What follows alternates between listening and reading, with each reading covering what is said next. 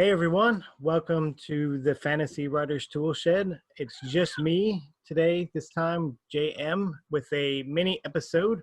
And this time I have two special guests with me from Transmundane Press, Alicia and Anthony. And we're going to talk about anthologies. So I'm a particular big fan of anthologies. I've submitted short stories to a bunch of anthologies and have edited one myself.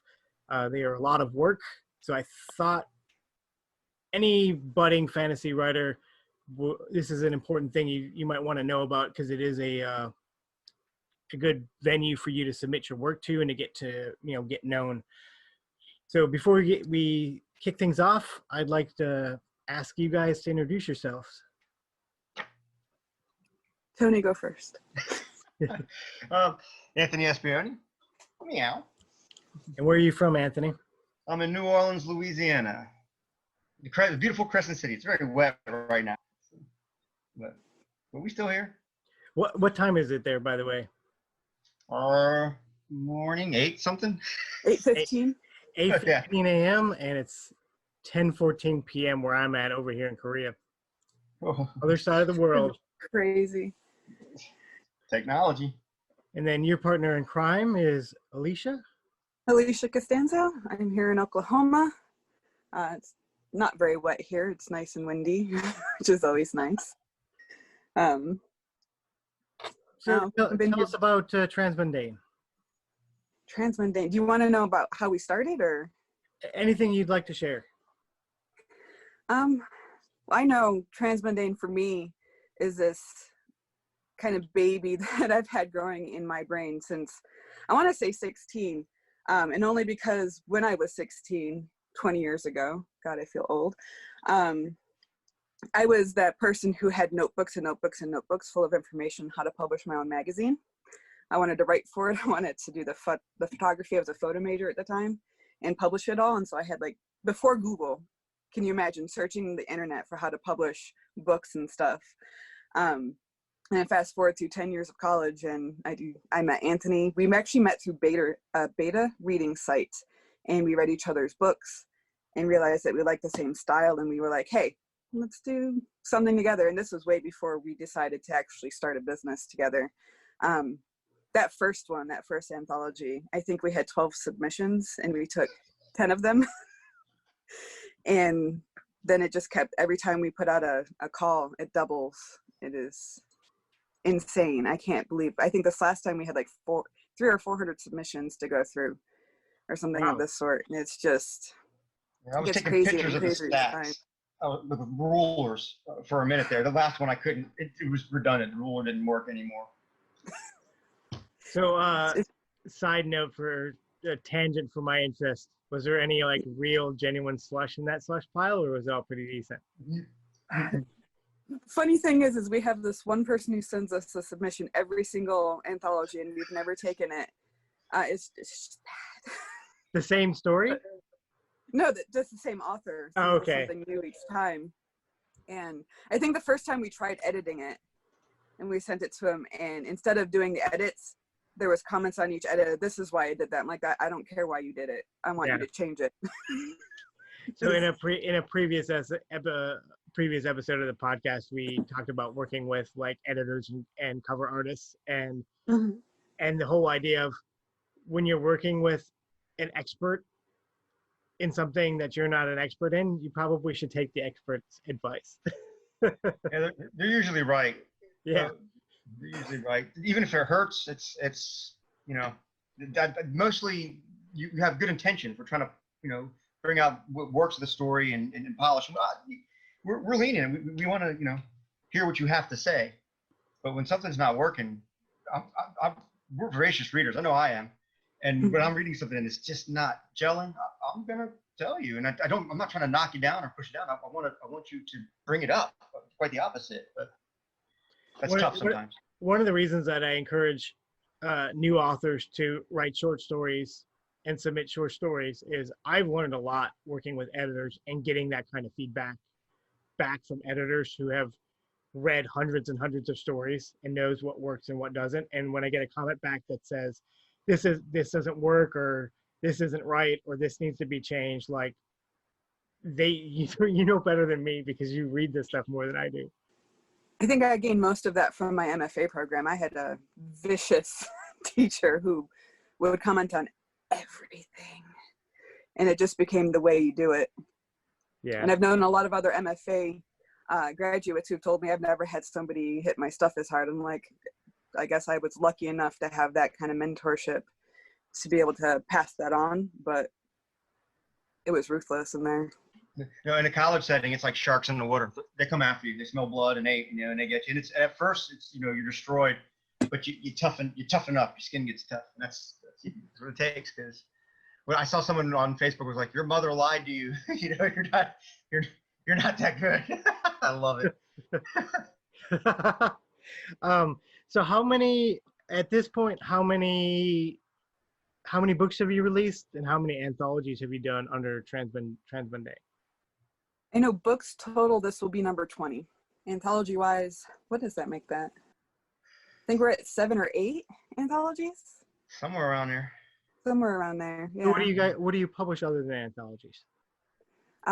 Both of our books. I know Anthony's got a couple books and some story collections. I've got a couple series going. We've also published a few other authors, Ryan Summers and, oh my God, why can't I remember Ellie's last name though? So you do anthologies, and you pick up the occasional novel or the occasional series. Is it all? What's the scope of the genre that you cover? Horror, sci-fi, fantasy, really. Some romance. Underwater was particularly erotic for some reason, and I'm not sure why. Something about water.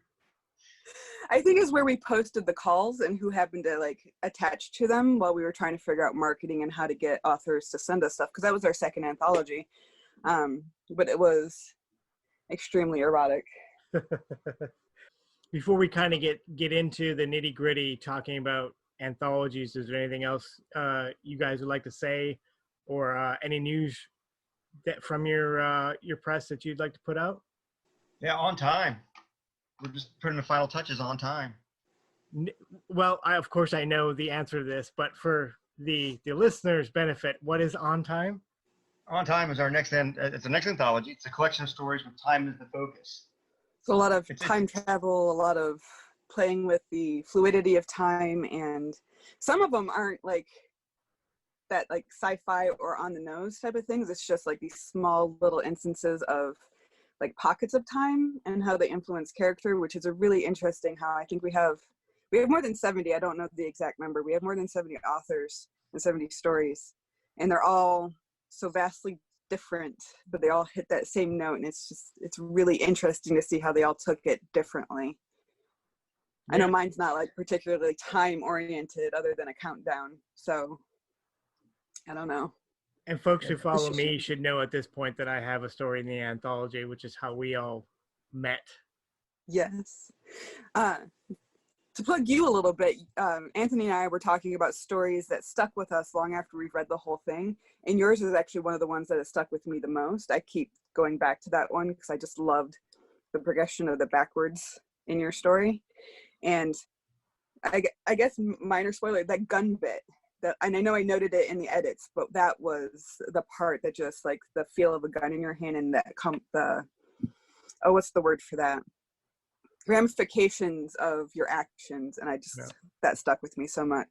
One of my favorite in the anthology. So that's a good teaser. There you go. Right from the editor. Get the book, read the story. Heck yes. Tough too. She's tough too. So high praise. So speaking of anthologies, one of the big questions I had for you was, what's the appeal of anthologies? How did you fall into anthologies? Why do you do anthologies? What is it about anthologies that you like? I think it brings a lot of people together. I think it's building that community. It pulls just different parts of the world together, like pieces of a quilt. Because there's many authors contributing. Yeah. You can, how did we meet? Through an anthology. Kind of cool, huh? We're Alicia and I was putting together an anthology, and we were, just pulls people together. It's kind of neat. That's how we realized we had similar styles and tastes in editing, and we've learned a lot from each other alone, just working together with other people and trying to edit together, which is interesting. But it's totally about the people. I know originally when we started this, it was like kind of wanting to mentor authors who maybe didn't have as much practice in the industry and that type of thing, or with writing and didn't get feedback, like we were talking about earlier, that that really hard hammering feedback that some editors give. And I can't tell you how many times I've had authors come back to me and say, I've never had an editor hit my story so hard. Thank you for that. It actually made it better. And that's like probably the icing on the cake when you do an anthology, is having someone say thank you for all of your hard work, which of course also thank you to you guys for all of your hard work in dealing with us and how fussy we are. I think my favorite beyond that is getting to know the authors. As you know, we do a marketing campaign with guest blog posts and interviews and that type of thing. And it tells us so much more about you guys than just your story does. And it lets us know about your process and creativity and you as a person. And that's probably my favorite part, is learning about you guys through this process and getting this community together, especially on Facebook. I know Anthony's been up on that a whole lot, trying to get everybody to talk with each other and have a community, especially now when we need it, people to talk to, because creativity is kind of stunted. But that's definitely my favorite part, is let me jump in real quick and say that I really enjoyed those extras that you did with the authors, and that's something that other anthologies publishers that I've worked with haven't done. So just to kind of explain that, one thing that the Transmundane editors did was they asked all the authors that were accepted in the anthology to submit additional pieces of writing, whether that be an author interview, or some sort of like an article or a flash fiction piece, and then they posted it on their website, and it's a very lovely website actually too. So it gives each of the authors that chance to advertise themselves to an extra platform for them to get noticed. And then it's just a very nice well-designed website for, like, I gave you guys a flash fiction piece that I had wanted to publish somewhere, and it seemed that would be a very nice, lovely place to place it. So that's a great opportunity that you guys offer that a lot of the other, like, it's very unique to you. And I think it was wonderful to do that, to go through that process. Thank you. That's my favorite part, honestly, besides actually putting the book out. That's very rewarding and relieving. So did you guys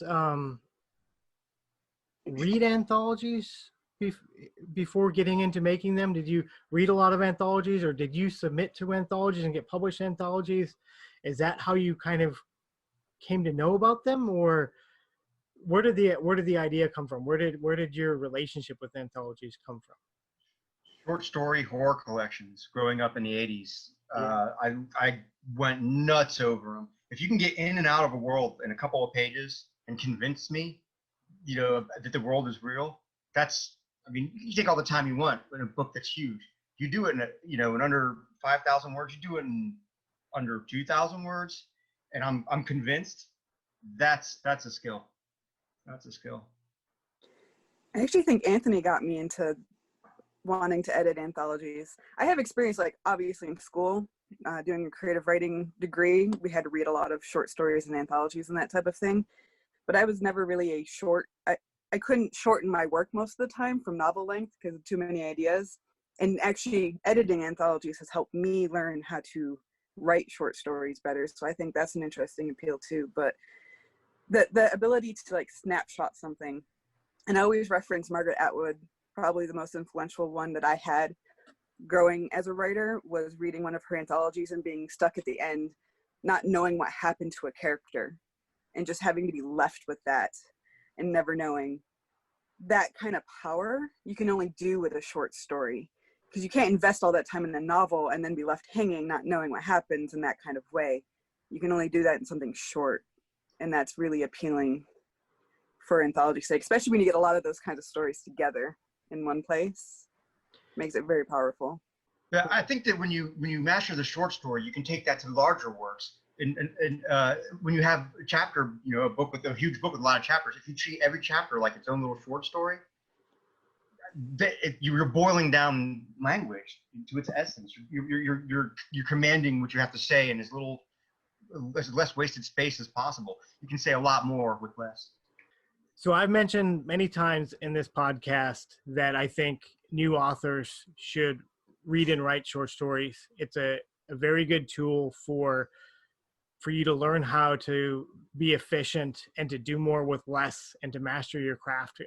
My writing philosophy is efficiency is everything. Like most problems can be answered through efficiency, cutting words that you don't need, finding different ways to phrase things like that. And short stories really help you master that. And then it also helps you build your author brand as well. Is there anything else you want to say on that topic before we move on?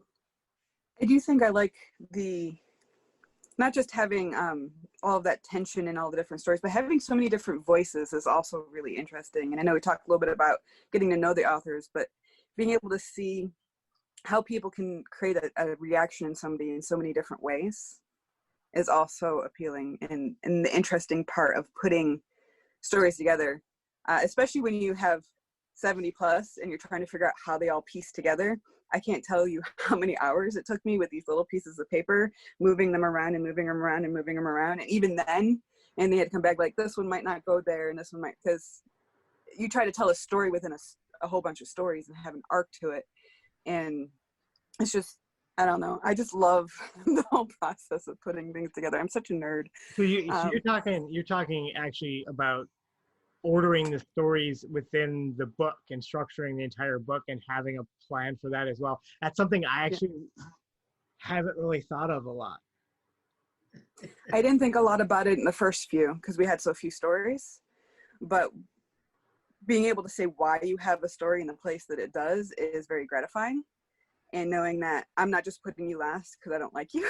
I'm putting you there because that's where the story ends, as the whole culmination of everything leads to.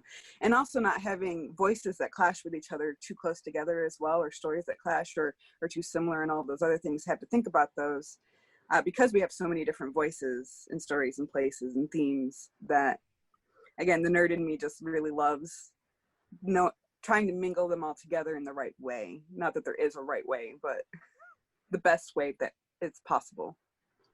I'm a musician and a DJ, and when you're mixing records, you're trying to take different songs from artists who have never, ever met and get it to flow in one constant pulse. And when you're a little off, everyone can hear it. It's the same thing when you're like putting the stories together. If something doesn't, when you make a mistake DJing, it's a train wreck. That's what they call it. It happens too with the stories. It's not that they're bad; they just don't quite butt up next to each other right. And layering them in a way that it's a constant flow it's tricky. It's tricky. Huh. That's an interesting problem. Yeah. I'll probably have to think about that more carefully next time I throw an anthology together.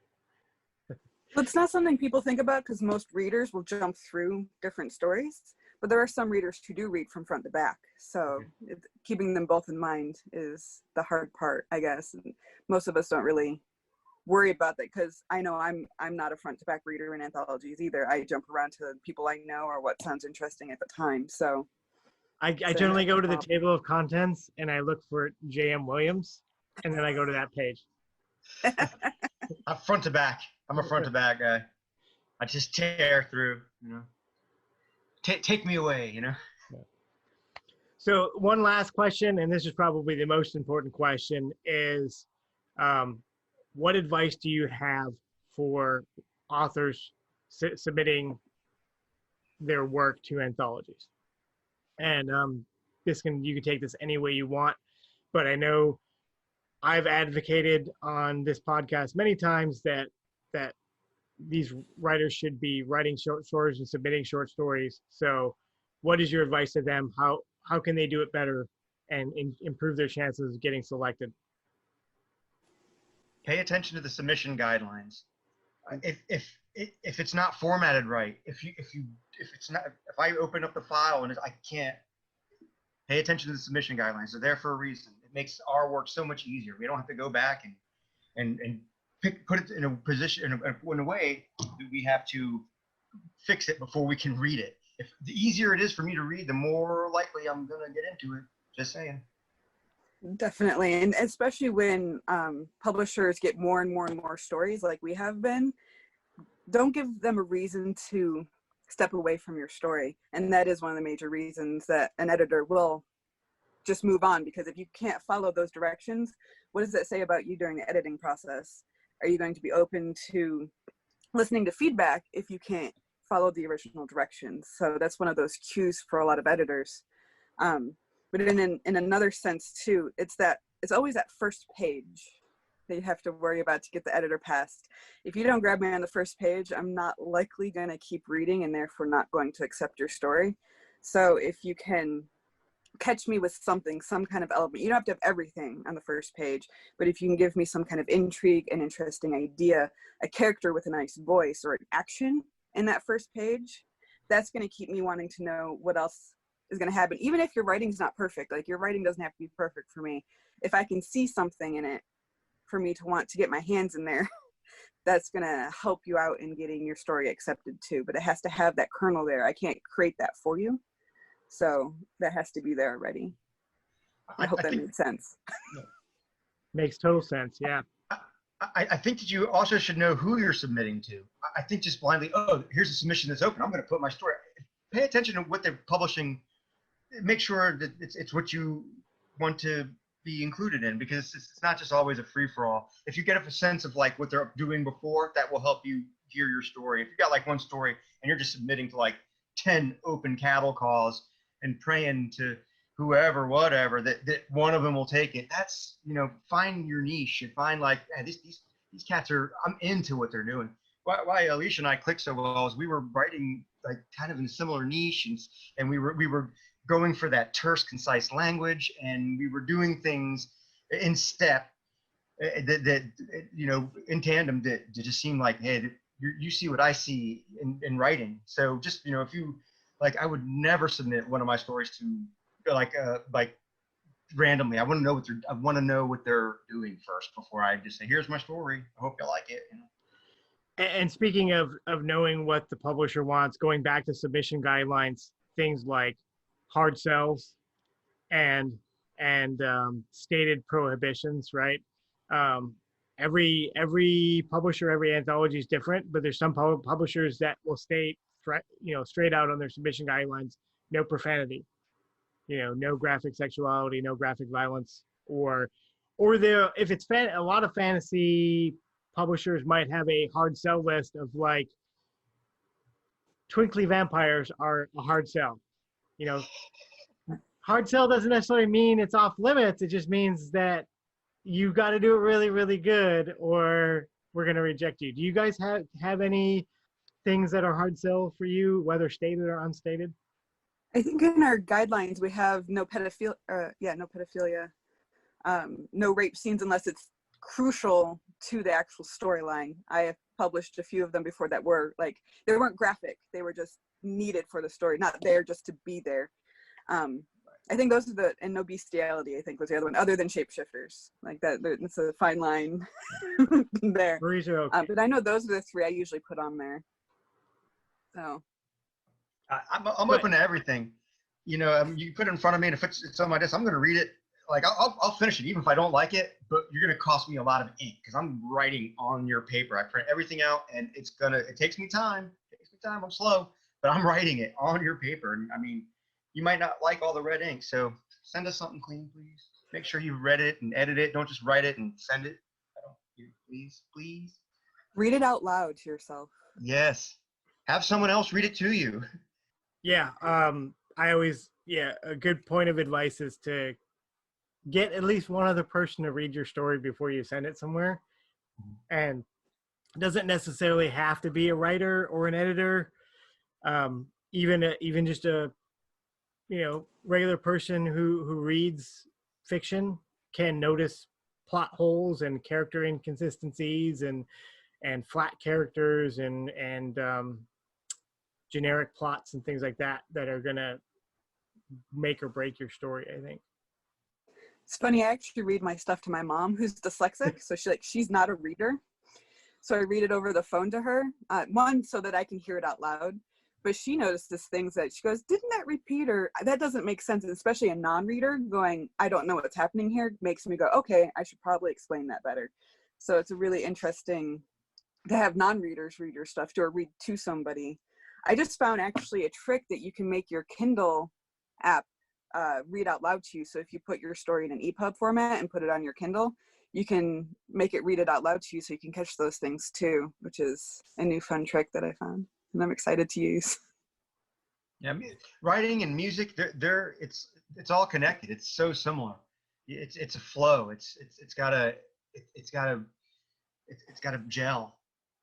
You can hear those glitches. You can hear, so getting it out loud is definitely it's a good strategy. What do you guys think about cover letters? I've had a few good ones. Most of them are pretty generic though. Do you know, that's what I mean. Do you prefer generic or do you want a complicated bio and publishing credits and stuff? No, I don't. Sometimes too much is too much, less is more. I just follow the guidelines. When the cover letter, sometimes I've seen real clever ones that have stuck with me. They were better than the stories, but on that cover letter alone, it's like, all right, there's something here. You know how to write. Come on, what you got? Short and sweet and professional usually is a pretty good way to do that. It's really hard to sell yourself to somebody you don't know. I think in a short space like that, I know I hate writing cover letters personally. But if you have that voice and you're able to communicate in a small little snippet that shows your voice in a cover letter, then I would say absolutely do that. I think we had one who was, he called us the most beautiful, gracious editors in the world or something silly like that. Like his whole cover letter was like that. Yeah. It was a very kind of cocky and complimentary. Actually, I do think we accepted his because his story was similarly voiced. Yeah. Like it didn't just, it was just in character. Yes, and he was able to transport that into his story as well. So it can lead us to that, but sometimes they don't match. So what do you think? So my philosophy on cover letters is the requirements of a cover letter: my name and my pen name, the name of my story, the word count, an assertion that it is an original work, and the publication status, whether it's unpublished or it's a reprint. That's what I hit in all my cover. That's my basic cover letter. I hit those items because they're like required items, and then I probably don't include a bio or anything like that unless it's asked for. Does that seem like a good format? Yeah. I think we ask for bios and links just because sometimes we're on fence with a story, and so we want to see when can you create a professional bio, which is important for the end of the book and for marketing purposes. But also the links show us how important, I guess, it is to you. Do you have a website? Do you have something to communicate with readers on? Because that's important for selling and marketing anthologies to begin with. And a publisher wants to know that you're going to put the work into in that regard. So sometimes having those things is also helpful in a cover letter. Yeah, marketing. If I'm looking at I'm creeping on you. If you send me something, I'm looking at your page. If you're like not marketing the projects you're in and stuff, I'm kind of like, I don't know if this person's serious about this. They're just trying to get their name in a book. But if it looks like you're into it and you're sharing and that's like I've been trying to encourage everybody, tagging and sharing. I'm working with this person and that person, and we're having a blast. That goes a long way. That goes a long way with me in my decision making. If I can see that you're able to use technology and able to share and that's loud to me. That's how we, again, it's community and we're working together. So build each other up, cats. I think that's that might be one thing that a lot of new authors don't understand is just the nature of the business these days is it's a team effort. And if, and things like anthologies, like it's going to be a much better project if all the authors are working together, pushing, and then any author that wants to get anywhere really needs to have some sort of social media presence today. Like you can't do the the George R.R. Martin thing and just hide in a house for 10 years writing a book. That's even agents, like when you submit your book to agents, it could be an awesome book, but if you don't have any sort of presence or you're not trying to get it, like they're probably not going to take your book because they rely on you for sales and stuff these days. It's just how it works. It's all on the author's plate. The publishers don't do the market. As you said, we're one of the few that actually help market our authors. But most of them just, if you don't do it and it's a flop, it's your fault. They give you the platform, but other than that, it is up to you to sell your book and to sell your name and those things. And the more people you have, as you said, doing it, working together, you're touching on all of everybody's audiences and hopefully getting some conversion from other people who are also in the anthology to follow you as well afterwards, which is also one of the reasons why even after we publish, we're like, hey, do you guys have anything else? We're willing to promote you, promote each other, because you really can't do it by yourself, unfortunately, either. It's really hard as a lone person to try to market something. So the more you practice at it, the more you tag people, which I'm terrible at. I'm terrible at posting on social media in general, but the more you do that, the better everyone is in the end. So it definitely, the effort's worth it. I think you should also kind of watch what you're saying on social media. That doesn't go away. If I scroll back down and I see you like, just like, who knows, maybe you were drunk and you were just like in a whirlwind kind of nightmare. It's, that's loud too. So watch those posts. Don't blaze everybody. I mean, but Why you're right. Everybody should have a pen name. Or multiple. Keep your life separate. Any last bits of advice on short story anthologies or publishing in general? Yeah, don't stop. You got to keep at it. There's so many like walls and pitfalls and mistakes, and you're gonna make mistakes. I've made most. I got a checklist. I might have not checked one or two of them, but I'm pretty close. I'm gonna make those sooner or later. You're gonna make the mistakes. It's okay. It's okay to make those mistakes. Just keep on. When you give up, that's the ultimate mistake. That's the big give.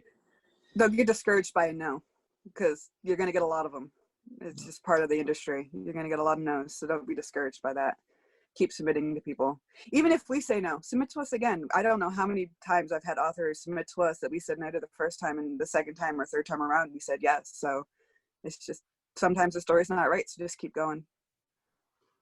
I think I stopped counting at like 250 rejections for short stories.